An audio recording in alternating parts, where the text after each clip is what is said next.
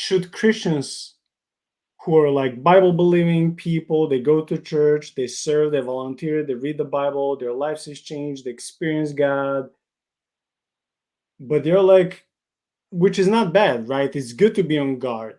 But some of them are too much on guard or simply not interested because something may be too worldly or too secular or just, not part of their life. It doesn't interest them. What message would you say, what message would you share with people who may be scared of mythological writings? Should people, Christians, and especially if they're parents, like you're a parent, should they protect not just themselves in your view, but also maybe their children from the works of fiction, especially when it comes to mythology? Yeah, I would say if you don't want Christ to be bigger in your life, if you don't want to understand Christ more, then just stay away from myths. Because once you start to learn to read myths and you understand what the author's doing, and you look at the Bible, you'll never look at it the same again. When you learn to read the Bible like fiction, like true fiction, uh, you will be able to appreciate so much more of what the author's doing. Hey Troy, welcome back. So we're in the concluding, section. I was just asking Sean, what can he, what would be his message to the audience who are maybe overguarded as Christians, and who may be scared, so to speak, when it comes to reading pagan, mythological documents? What would you tell them? All right. And sorry if I repeat anything. My internet got reset because of the storm. So if I get cut out, that's why. Uh, in approaching mythology, and I understand my parents were extremely conservative, and until I was a teenager, wouldn't allow me anywhere near any non-Christian fiction or non-Christian stories. But I think that if you're looking at the Bible as an ancient text, that it has more in common with ancient mythology than it does with our modern history.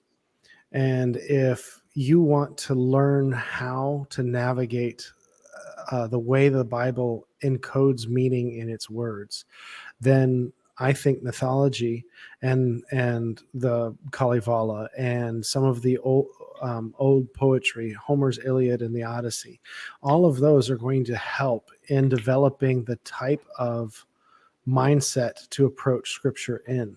So it's not to say that the Bible isn't primary, and it's not to say there aren't things that you should avoid, but it is a way of approaching Scripture that allows for you to honor it for its context.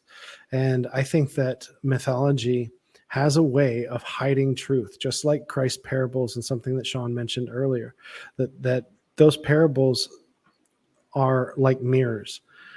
You can read them and you can reread them, and as you change and as situations around you change, you will get something different out of it. I love the parable of the prodigal son, where depending on where I've been in my life, the prodigal son, I may be the prodigal son, or I may be the father with my children, or I may be the older brother that's also a prodigal son. He was with the father, but his heart was prodigal to the father's heart. So those are that type of story that has that much depth, that every time you read it has a different meaning. Mythology is what brings that to the table in your mind when approaching Scripture. So for those that are afraid of mythology, like, oh, I'm going to find something that is going to rock my faith. Nope, the Bible is still the best story. The Bible is still the best conglomeration of truth. And everything that I've read, I mean, even C.S. Lewis, Till We Have Faces, right? He's just rewriting a Greek myth on Psyche. It's an amazing story, and it is well worth your time if you listen to it. I've listened to it twice this year, and both times I've gotten something completely different out of that story. And now I'm sharing it with my kids. C.S. Lewis was a great Christian author, and his view on reading and learning mythology was it's necessary. It's necessary. So I think that would be my encouragement is if you want to get a deeper understanding of who Christ is, why Christianity spread so fast is that the rest of humanity was awaiting the true myth.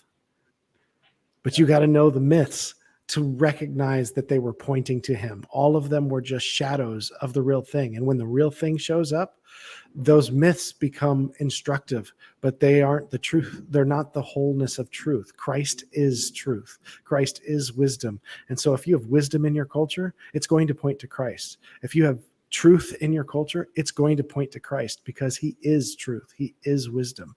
That would be my encouragement.